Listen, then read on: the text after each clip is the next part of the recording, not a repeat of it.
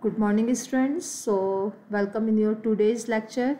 In your previous lecture, we have discussed about Hardy-Weinberg principle and their factors which affect Hardy-Weinberg principle or change genetic equilibrium.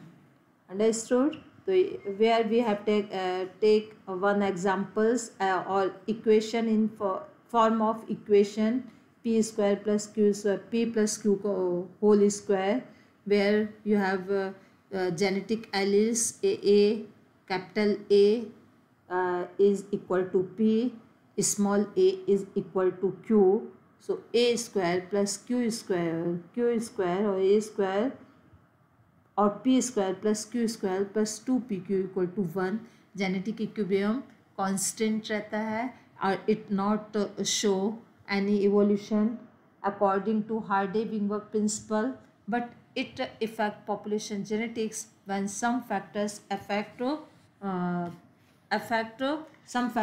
affect Hardy-Weinberg principle equations. So these factors are genes migration, genetic drift, mutation, genetic recombination or natural selection. Students, so here you have read founders effect. What is founders effect? कि कोई एक छोटा सा population का section एक जगह से shift होकर एक नई जगह पर चला जाए और नई जगह पर वहाँ के एनवायरनमेंट को अडॉप्ट करके एक नई स्पीशीज़ की तरीके से वर्क करे और एक फाउंडर्स मतलब नए इफ़ेक्ट को जन्म दे. This is called as founder effect, जिसमें कि प्रीवियस लोकेशन से कोई एक सेक्शन ऑफ पॉपुलेशन शिफ्ट करके दूसरी जगह पर जाकर वहाँ पे जो एक उसका रिस्पॉन्स आता है, this is called as founder's effect. और माइक्रोबियल एक्सपेरिमेंट्स में फाउंडर्स इफ़ेक्ट्स को प्रूव भी किया है. Now today's topic is brief account of evolution. Evolution chapter में आप लोगों ने क्या क्या रीड किया था? Evolution of earth, evolution of nature, फिर अर्थ के बाद फिर आपने उसके बाद नेक्स्ट लिया था ये इफ़ेक्ट्स लिए थे, ठीक है. फिर डार्विनिज़म्स लिया, लेमार्कनिज़म्स लिया, पॉपुलेशन जेनेटिक्स लिया. So these are the topic we have already completed. Now brief account of evolution. So इनको हम कुछ पॉइंट्स पे रीड करेंगे.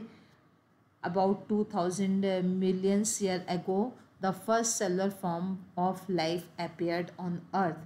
मतलब अर्थ में जो सबसे पहले लाइफ आई है वो फर्स्ट सेलुलर फॉर्म जो लाइफ का आया है ना, वो उसका पीरियड कितना है? 2000 million years ago, MYA millions year ago, ठीक है.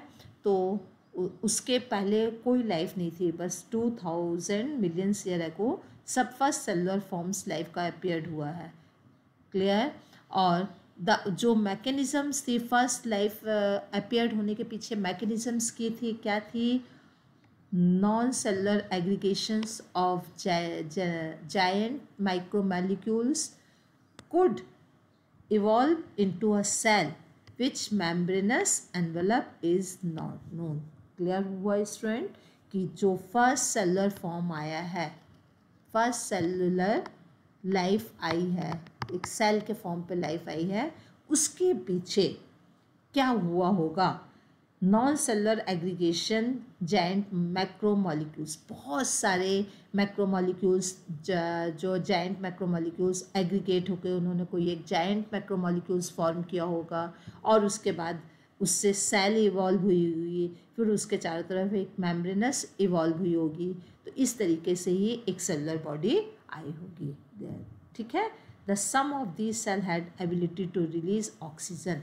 उनमें से कुछ ही सेल में क्या एबिलिटी थी? ऑक्सीजन को रिलीज़ करने की. Some of these cell had the ability to release oxygen. आप लोगों ने रीड किया है कि सबसे पहले जब पूरा यूनिवर्स बना तो उस समय पर जो गैसेस थी वो सिर्फ कार्बन डाइऑक्साइड, अमोनिया ज़्यादा थी, उसमें टेम्परेचर बहुत हाई था, ठीक है. ऑक्सीजन नहीं थी और कार्बन डाइऑक्साइड को तो एटमॉस्फेयर क्या था? रिड्यूसिंग एटमॉस्फेयर था, ठीक है. तो ऐसा माना जाता है कि कुछ जो सेलुलर फॉर्म्स आए तो उनमें से कुछ ऐसे फॉर्म्स थे जिनमें ऑक्सीजन रिलीज करने की पावर थी, ठीक है। तो सेकंड इम्पोर्टेंट पॉइंट है some cell have release oxygen, ठीक है। द रिएक्शन, अब ऑक्सीजन आई, ठीक है, क्या हुआ, the reaction could have been similar to the light reaction to photosynthesis. तो कुछ इस तरीके की रिएक्शन आई होगी, कुछ जो सेलुलर फॉर्म्स ऑक्सीजन रिलीज करते थे, इसका मतलब कि वो एक तरीके से कुछ फोटोसिंथेटिक टाइप के होंगे। The reaction could have been similar to light reaction in photosynthesis, और वो उसी तरीके की रिएक्शन देते होंगे जो कि एक लाइट रिएक्शन में हो रही है, ठीक है, जिससे ऑक्सीजन इवॉल्व हो रही है।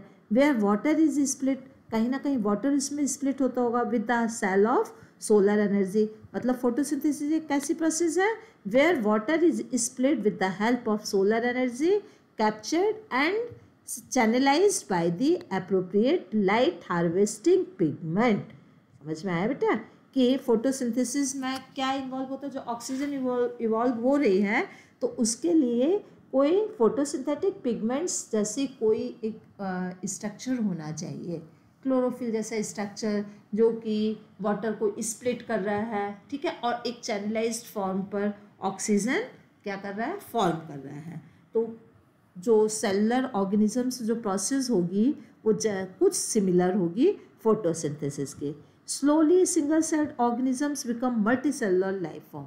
फिर धीरे धीरे धीरे धीरे सेल का एग्रीगेशन शुरू हुआ, सेल के एग्रीगेशन से मल्टी सेलुलर लाइफ फॉर्म आया। तो सबसे पहले फिर क्या हुआ, सिंगल सेल ऑर्गेनिजम्स आए, then it will be develop in multi cellular life form by the time of multi cellular life form कब आया, 500 मिलियंस ईयर एगो, ठीक है। और वो किस फॉर्म पे थे, इनवर्टिब्रेट्स फॉर्म पर। तो सबसे पहले इनवर्टिब्रेट्स आए और वो एक्टिवेट हुए। बेटा यहाँ पे आप लोग क्लास 11th का जो क्लासिफिकेशन सिस्टम है उसको अपने माइंड पे रखोगे, क्योंकि इवोल्यूशन एंड क्लासिफिकेशन दोनों इंटरलिंक्ड है। यदि आप इवोल्यूशन रीड करोगे तो क्लासिफिकेशन, आपको क्लासिफिकेशन भी यही एक्सप्लेन कर रहा है। सबसे पहले प्रोकैरियोटिक सेल, फिर यूकैरियोटिक सेल, यूनिसेलुलर ऑर्गेनिजम्स, फिर मल्टीसेलुलर ऑर्गेनिजम्स, फिर इनवर्टिब्रेट, फिर वर्टिब्रेट, फिर कॉर्डेट्स, फिर कॉर्डेट्स में पिसीज, एम्फीबियंस, लाइक दैट। इस तरीके से कैरी ऑन हुआ है। जो अर्थ में इवोल्यूशन हुआ, लाइफ का जो फॉर्म हुआ वो भी इसी तरीके से इवॉल्व हुआ है। Clear student. फिर आया मल्टी सेलुलर लाइफ फॉर्म आया। ये वो टाइम पीरियड क्या था, 500 millions year ago. Invertebrate were form and active. Jawless fishes आई, फिर फिशेज को भी दो में डिवाइड किया है, ठीक है ना, एग्नेथा और नॉन एग्नेथा, ठीक है। जॉलेस फिश ये प्रोबेबली इट इज़ इवॉल्व 350 है। आप लोगों को ये टाइम पीरियड इसलिए लर्न करना है, CBSE में इस तरीके से क्वेश्चन आ सकते हैं। When jawless fish probably evolved, ठीक है, 350 मिलियन ईयर अगो, जिसको आप लोग एकदम वैसी लाइन छोड़ के कह रहे इससे कोई मतलब नहीं है, छोड़ देते हो, वही CBSE के लिए क्वेश्चंस बन जाती है, ठीक है। Sea weeds and few plants existed probably around 320। और इसके साथ साथ सी बीड्स मतलब जो सी में रहने वाले प्लांट्स हैं, एंड फ्यू प्लांट्स एग्जिस्टेड, और सी बीड्स आई है 320 million year ago. We are told that the first organism that invaded land were plants। और सबसे पहले लैंड में, हमारे अर्थ में जो फर्स्ट ऑर्गेनिजम्स ने अटैक किया है, इन्वेडेड हुआ है, वो क्या था, वो प्लांट्स थे। They were wide spreaded on land when animals invaded land. और धीरे धीरे धीरे धीरे उनने लैंड को में फैल गए। व्हेन एनिमल इन्वेडेड लैंड, और उसी समय एनिमल्स ने भी लैंड पर आना, एक्सपेंड होना शुरू कर दिया। तो साइमल्टेनियस ग्रोथ हो रही है, कुछ टाइप के प्लांट्स के, कुछ तरीके के एनिमल्स की और लिविंग ऑर्गेनिजम्स की। इसलिए जब आप प्लांट क्लासिफिकेशन रीड करते हो तो एकदम बिल्कुल प्री प्लांट से स्टार्ट करते हो, एल्गी से, ठीक है ना, जो बिल्कुल एकदम बेसिक प्लांट है। उसी तरीके से आप एनिमल्स में भी स्टार्ट करते हो, बेसिक प्लांट्स अमीबा से। तो ये क्या है, ये एक तरीके से ये साइमल्टेनियस ग्रोथ हो रही, दोनों एक साथ चल रहे हैं, प्लांट्स भी और एनिमल्स भी। they were widespread on land when animals invaded land.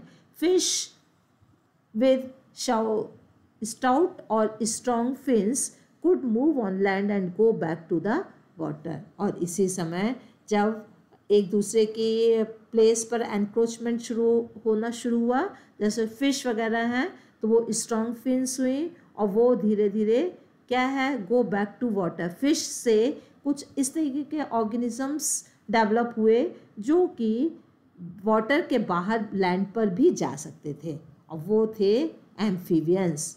वो कब की बात है, 315 मिलियन ईयर एगो इन 1930. और इसका एक क्या है, एविडेंसेस फॉर्म हुआ है. In 1938 a fish caught in South Africa happen to be coelacanth. ये याद रखो, ये लास्ट ईयर इस पर क्वेश्चन आया था. सिलोकैंथ को अफ्रीका में मतलब उसको पकड़ा गया, विच वॉज थॉट, ये माना जाता है कि बहुत एक्सटिंक्ट है, ओल्ड है. ये एक कनेक्टिंग लिंक है, कनेक्टिंग लिंक की तरीके से, कनेक्टिंग लिंक की तरीके से यूज़ हुई है. जो पैलियोबॉटनिस्ट हैं और जो जियोलॉजिस्ट हैं, उन्होंने इसको कनेक्टिंग लिंक की तरीके से लिया है. These animals called lobe fin, ठीक है, evolve into the first amphibians that lived in both and water. तो ये वो क्यों है, ना तो ये पूरी तरीके से फिश है, ना ही ये एम्फीबियंस है. इसको फर्स्ट एम्फीबियंस माना जाता है, लेकिन इसका 60% बिहेवियर जो फिश के जैसा है. तो दिस इज कनेक्टिंग लिंक, और ये एक हमारे इवोल्यूशन के लिए एक बहुत अच्छा एविडेंस प्रोवाइड करती है. ठीक है, these are no speciations of this left with us. आज भी इसके जैसा इससे कोई स्पेसिएशंस इसने नहीं छोड़ा हुआ, मतलब ये एक आध मिल गई, बहुत कम एक्सटिंक्ट है ये. However, these were ancestors of modern day frog and salamanders. क्या है, यदि एक जैसे ह्यूमन बीइंग का एंसेस्टर्स माना जाता है ना, डायप्थेरस, और अभी हम आप लोगों को बताएंगे कि चिंपैंजी जो है बेसिकली इससे ये ज़्यादा नियर है ह्यूमन बीइंग के. ठीक है, इसी तरीके से ये जो सिलोकैंथ है, इसको माना जा रहा है it is ancestors of modern day frogs and salamanders. Frog amphibians है, फ्रॉग किस में आ रहा है, amphibians,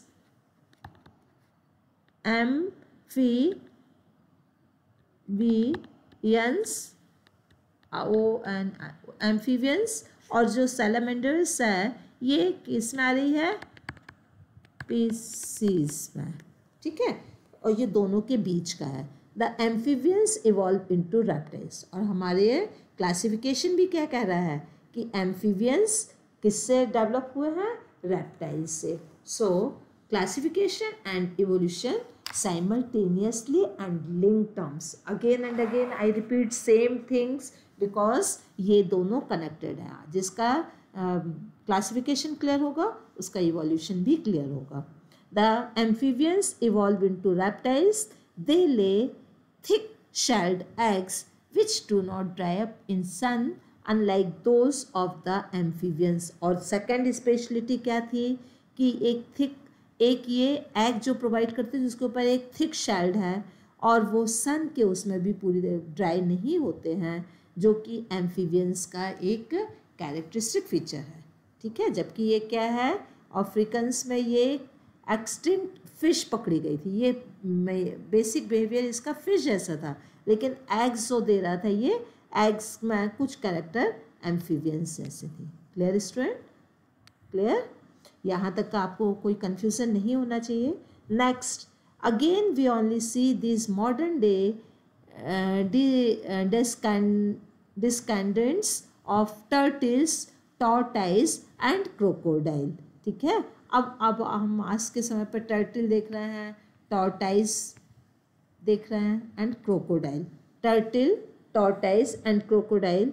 in the next 200 million years ago, so reptiles of different shape and size dominated on the earth.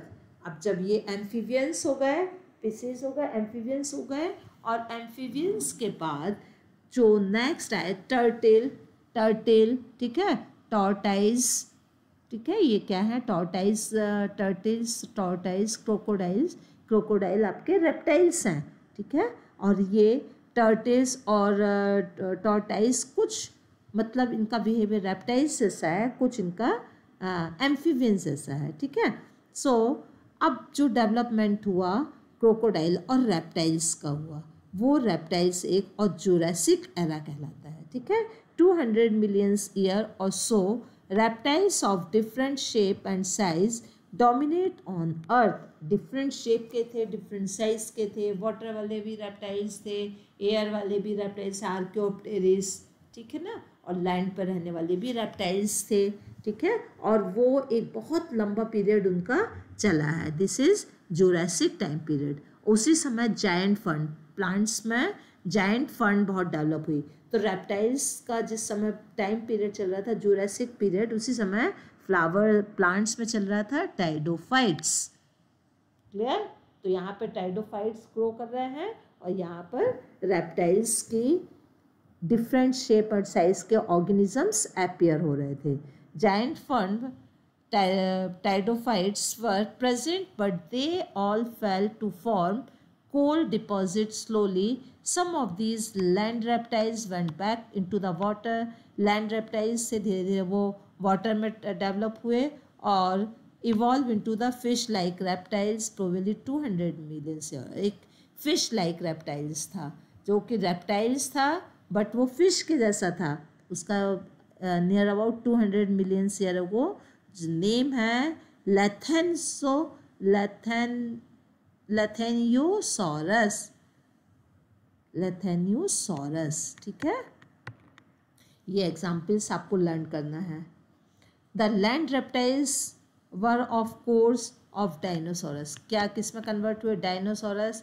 Biggest of them Tyrannosaurus REX was about 20 feet in height and had huge, fearsome dragon-like teeth, ठीक है, मतलब बहुत ही डरावना था, ठीक है। About 65 million years ago, the dinosaurs suddenly disappeared. 200 million year ago से इनका एक ओरिजिन शुरू हुआ था और ये 65 मिलियन ईयर अगो पर ये पूरी तरीके से डिसअपियर हो गए थे। और ट्रू रीजन्स, तो रीज़न तो उसके पीछे बहुत है। धीरे धीरे कहते हैं उस समय पे एक एस्टेरॉइड्स आया अर्थ पर और उसने अर्थ का टेम्परेचर जैसे जैसे वो अर्थ एटमॉस्फेयर में आता गया, उसने टेम्परेचर बहुत ज़्यादा इंक्रीज़ करता गया और बहुत सारे डिप्रेशंस अर्थ में क्रिएट हो गए। और वो डिप्रेशंस जो हैं उनके हैबिटेट में अचानक से बहुत चेंज आया। डायनासोरस का हैबिटेट एकदम से टेम्परेचर हाई, बहुत डिप्रेशंस फॉर्म हो जाना, पूरा लैंड जो है धीरे कन्वर्ट होने लगी उसमें किस में, सी फॉर्म पर। तो डायनासोरस धीरे धीरे डिसअपियर हो गए। तो एक बहुत बड़ा नेचुरल हैपनिंग हुई थी, डिज़ास्टर्स टाइप का, एस्टेरॉइड्स एक अर्थ पर आया था, उसकी वजह से ऐसा माना जाता है कि डायनासोरस पूरी तरीके से डिसअपियर हो गए। सम से क्लाइमेट चेंज किल्ड दैम, वही क्लाइमेटिक चेंज हुआ, ठीक है। कुछ साइंटिस्ट कहते हैं क्लाइमेटिक चेंज हुआ, सम से most of them evolve into the world, कुछ कहते हैं नहीं वो ख़त्म नहीं हुए, वो ज़्यादा पूरे वर्ल्ड में कन्वर्ट हो गए। लेकिन बेटा ऐसा नहीं होता है, कोई भी स्पीशीज़ पूरी की पूरी कन्वर्ट नहीं होती है, पुरानी कुछ स्पीशीज़ ज़रूर रह जाती है, ठीक है। जैसे चिंपैंजी ह्यूमन बीइंग के सबसे नियर है, तो ऐसा थोड़ी ना चिंपैंजी ख़त्म हो गए, चिंपैंजी भी डेवलप हो रहे हैं, ह्यूमन बीइंग भी डेवलप हो गए, उनका हैबिटेट भी चेंज हो गया। मतलब हर एक स्पीशीज़ में चेंज हो रहा है और डेवलपमेंट हो रहा है। आज से 200-500 साल के बाद हम किस में इवॉल्व हो जाएंगे और हम कैसे बन जाएंगे, मतलब एक एंसिस्टर्स हो जाएंगे 500-600 साल के बाद, और हमारे सिस्टम बहुत ज़्यादा चेंज हो जाएगा। तो the meaning of this thing कि कंटिन्यूस हम लोग कहीं ना कहीं इवॉल्व हो रहे हैं, कुछ चेंज आता जा रहा है और वो चेंज कई जनरेशन के बाद एक बिगर चेंज में आ जाएगा। कोई एक अर्थक्वेक हुआ, कोई एक हैपनिंग हुई, कोई हमारा क्लाइमेट चेंज हो गया, फिर हमको अडॉप्ट करने के लिए नए उसमें चेंजेस लाने पड़े। अर्थ ने तब हमको नेचर ने सिलेक्ट किया और एक हम नए फॉर्म पर आगे जाके डेवलप हो जाएंगे। Clear? The truth may be live in between. Small size reptiles of that era still exist today. ठीक है, अब स्मॉल साइज रेप्टाइल्स आ गए जो कि आज भी हैं. The first mammals was like shrew, एक बहुत इंपॉर्टेंट टर्म है. फर्स्ट जो mammals like structure organisms form था वो था shrew, SHREWS. These fossils are small size. इनके जो फॉसिल्स मिले स्मॉल साइज. तो फर्स्ट जो मैमल्स आए स्मॉल साइज और it was in viviparous egg laying. ठीक है, and protected their unborn young inside the this is mammals were viviparous और विविपेरस था, not it is viviparous and gives rise there young one. मतलब जो first श्रूज जो form जिसका fossils मिला है वो विविपेरस था, मीन्स अपने यंग वंस को मदर बॉडी पर प्रोटेक्ट करता था. ठीक है, क्लियर. जो अनबॉर्न यंग होगा उसको मदर बॉडी में प्रोटेक्ट करता था.